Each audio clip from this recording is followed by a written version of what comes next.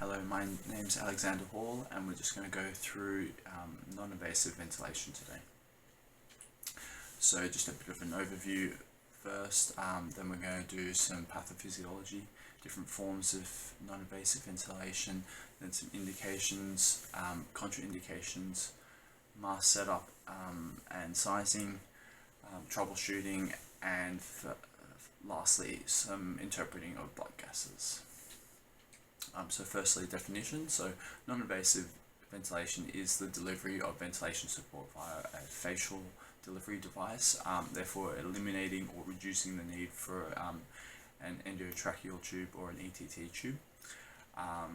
It achieves very similar physiological benefits to mechanical ventilation by reducing work of breathing and improving gas exchange. So some pathophysiology. So we've got two main forms of respiratory failure that will require some form of non-invasive ventilation. So you've got your type 1, which is your hypoxic respiratory failure. So that's a failure of the lungs and heart to meet O2 requirements and to meet metabolic needs. So it's defined as a PaO2 of less than 60 on 50%, or a PaO2 of below 40 on any FiO2. So some examples of that are VQ mismatch, inadequate FiO2, diffusion deficit, and alveolar hypoventilation. Some causes of that could be like a pulmonary embolism, for instance. You could also have asthma or bronchitis or airway obstruction causing alveolar hypoventilation, so alveoli not being ventilated adequately. Inadequate FiO2 could also be some sort of obstruction or a loss of oxygen supply for whatever reason.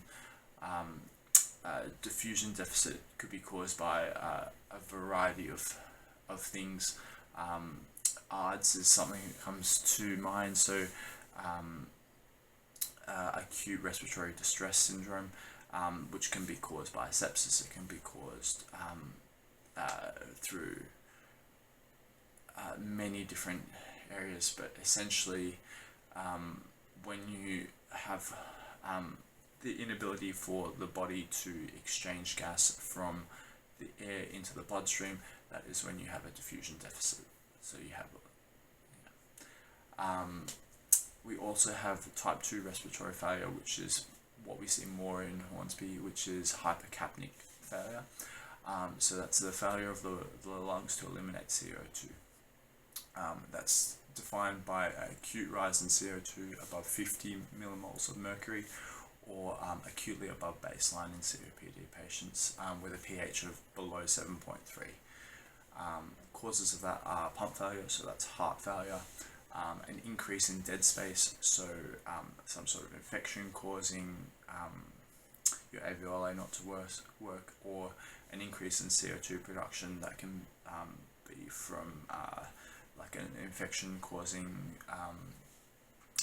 increased work of the body, or some sort of other some sort of other driving factor in the body. So then we are going to talk about different forms of non-invasive ventilation. So the main ones that we use in Hornsby are our BiPAP and our CPAP, or high flow nasal prongs. So BiPAP is inspiratory and expiratory pressure. So two pressures, think by two, usually delivered through a face mask. It is usually patient triggered with a timer backup. So if your patient stops breathing, the machine will try and deliver a breath. It requires extremely close supervision for many reasons. It generally helps our patients by increasing the tidal volume. So that is different to our CPAP machines, or high flow nasal prongs, which are inspiratory pressure only. Usually these are delivered only through the nasal passage. However, there are machines that also have a face mask as well. Usually it is continuous positive pressure. In Hornsby we use the Evo 2, which is continual positive pressure. Some machines will reduce pressure on expiration. It requires very close supervision as well. The difference with BiPAP is to CPAP is your tidal volume remains similar in CPAP or high flow. Yeah. So some indications, we've sort of covered a lot of these already.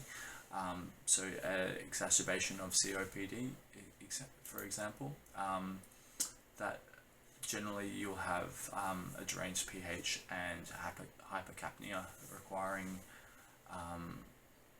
intervention. APO is also very common. Generally though, we will a lot of APO can be driven by ACS, and if ACS is happening or acute coronary syndrome, we need to treat that in combination or treat that first. We also can use high flow for immunocompromised patients with ARF or acute respiratory failure. We also use it for weaning on high risk patients. So COPD patients are a prime example, requiring a step down from mechanical ventilation, for instance. We also can use it for asthma or acute respiratory failure in palliative patients or not for intubation patients, and also of course for palliation.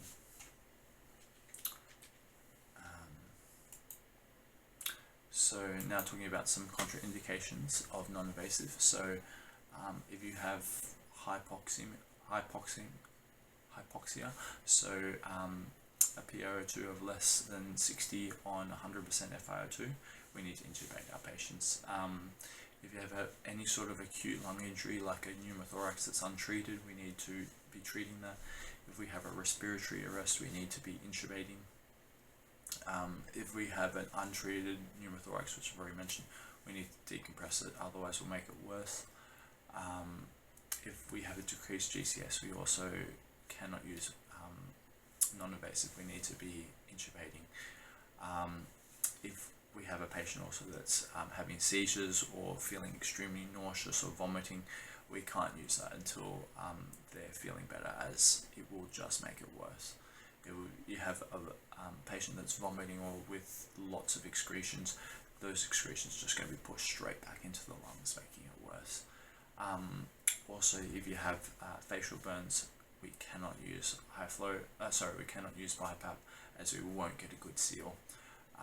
Also, if you have any upper respiratory surgery previously, we can't really use BiPAP, as we will damage that airway and cause false passages. Yeah. So now we're just going to watch a video on setting up of the Evo. So we'll get that going.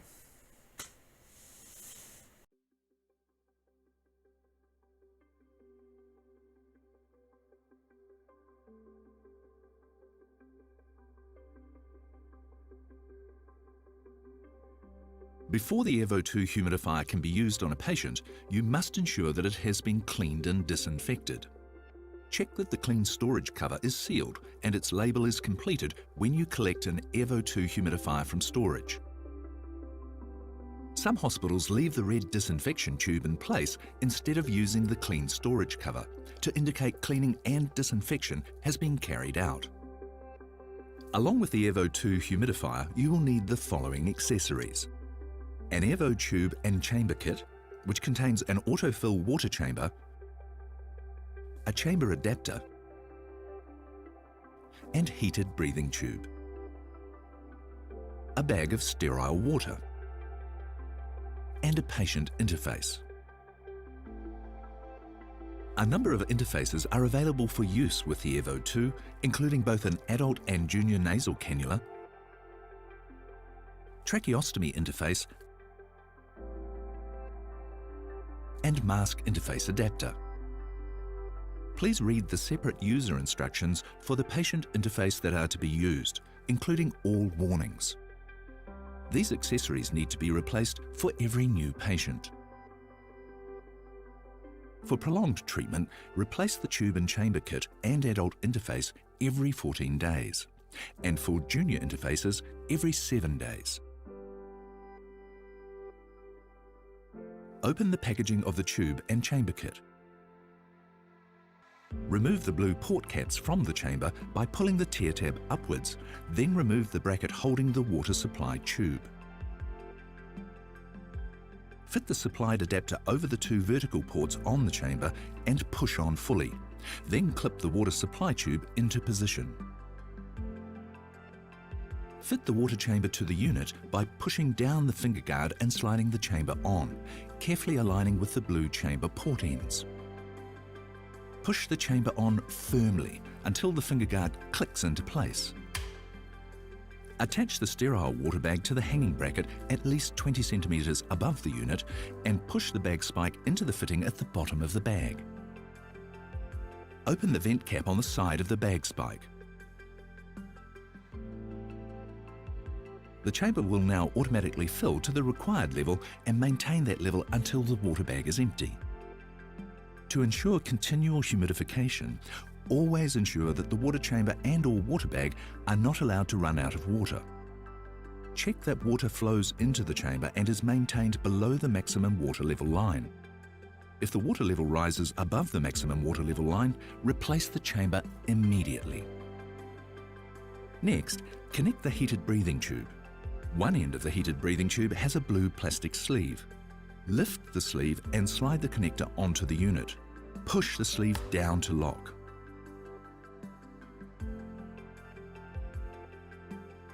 Choose the appropriate interface. The Evo 2 is now ready for the patient.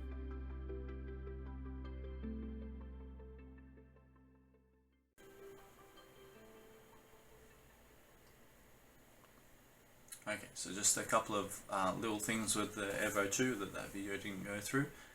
So if you want to change modes, so Evo 2s have a junior mode and an adult mode.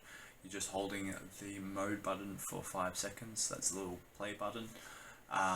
It will flow with butterfly, like it will light up with butterflies when it's in pediatric mode or child mode, and it will not when it's in adult mode.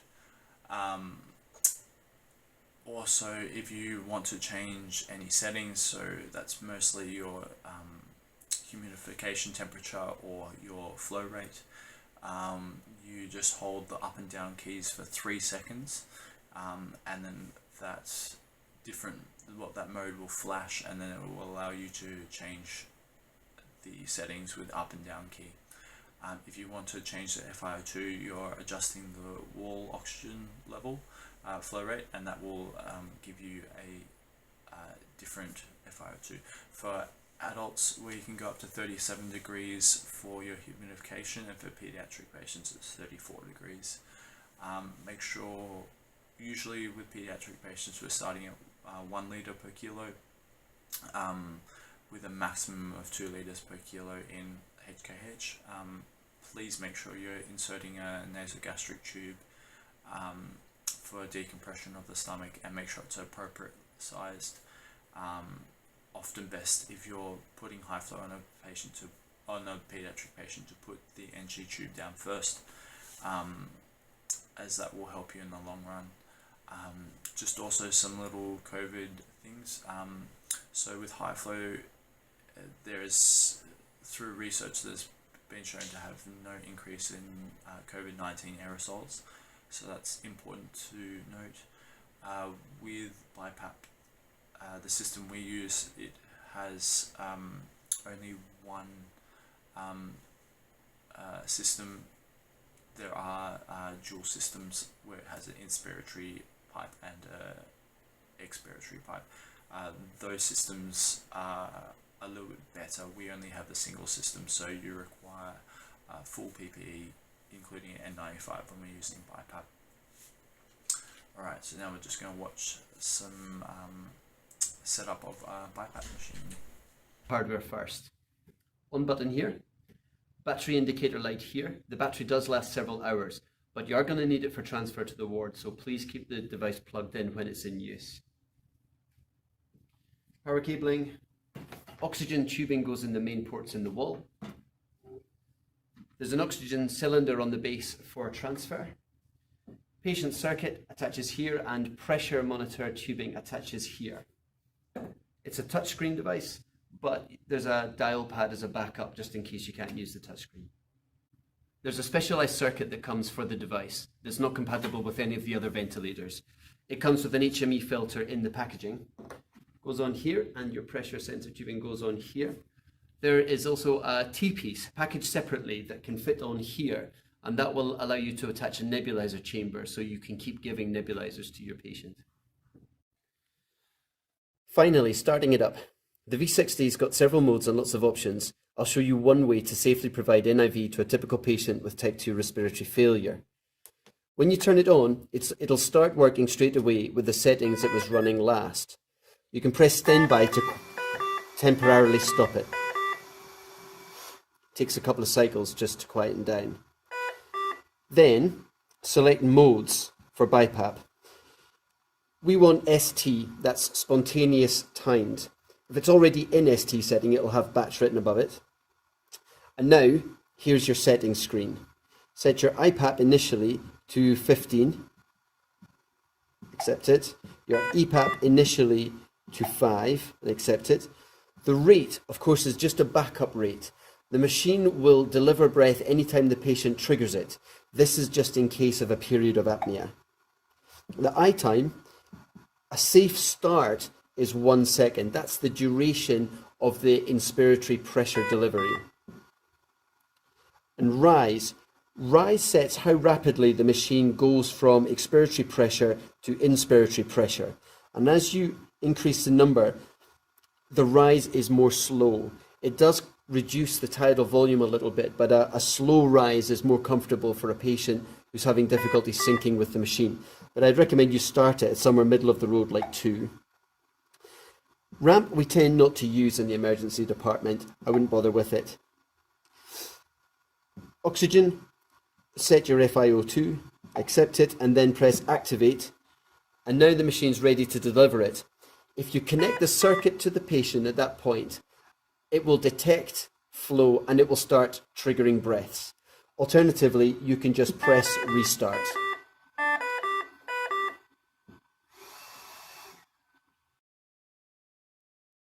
Okay, next steps. Once you've got the patient up and running on NIV, you need to gradually increase the inspiratory pressures over the next half an hour or so to get the patient somewhere between 20 and 30 centimeters of water.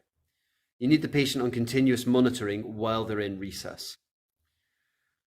Do check the Trust's respiratory failure policy, because obviously there's an awful lot more to the management of a patient in respiratory failure than what I've discussed here. And that's it, really. Okay, all the best. So just a note, when we're using BiPAP, we need to put an additional filter, viral filter on our tubing to make sure we're protecting our machine. So observations are mostly for BiPAP, but CPAP you should be doing a similar, CPAP or high flow you should be doing a similar observation, well, the same observation setup. So you need a baseline rest rate, blood pressure, heart rate, SpO2, temperature, blood gas, cardiac monitoring, worker breathing, GCS, comfort level, pain level, chest wall movement, ventilator settings, and ventilator synchronality.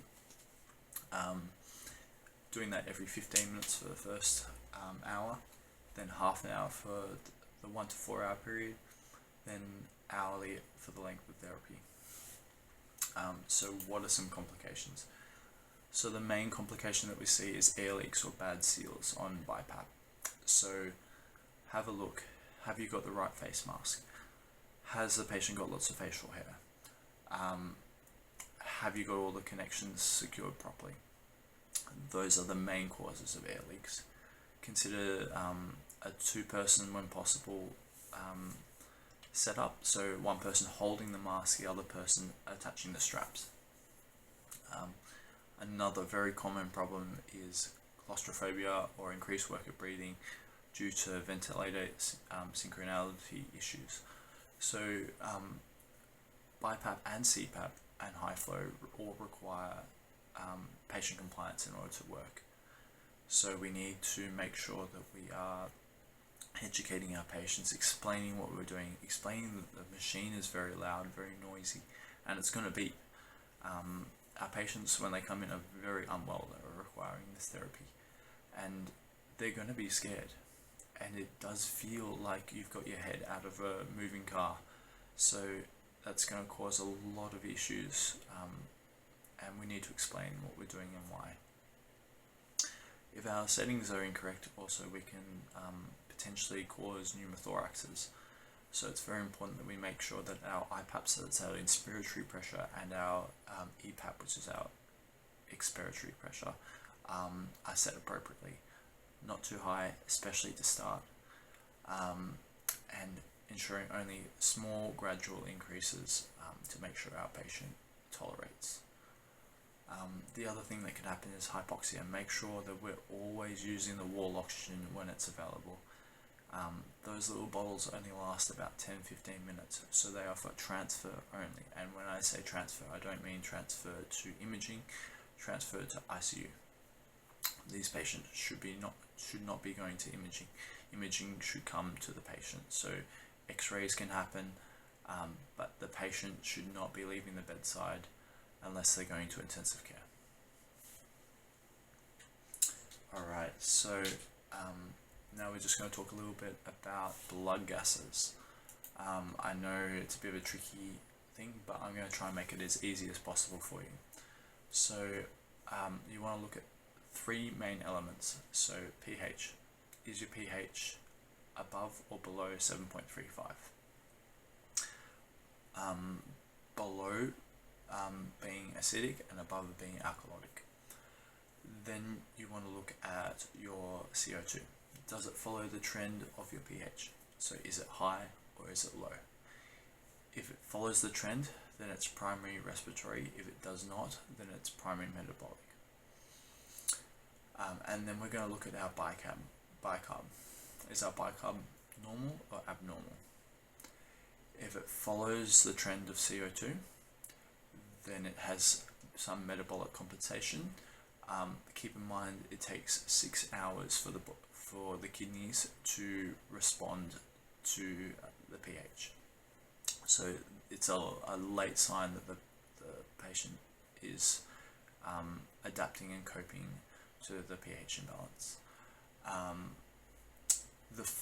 Another little thing that we should be looking at is your lactate and your PaO2. So your lactate is telling you how much ischemia is in the body. Okay, so a high lactate is bad, a low lactate is good. Lactate is also very acidic, so it can drive a pH imbalance, which is a pH imbalance, especially a metabolic pH. Metabolic acidosis is one of the triad of death markers. So you have coagulopathy, metabolic acidosis, and hypothermia. These things lead to patient death. So we need to rectify these things as soon as possible. Awesome. So that's all I've got for you today. I hope that was insightful.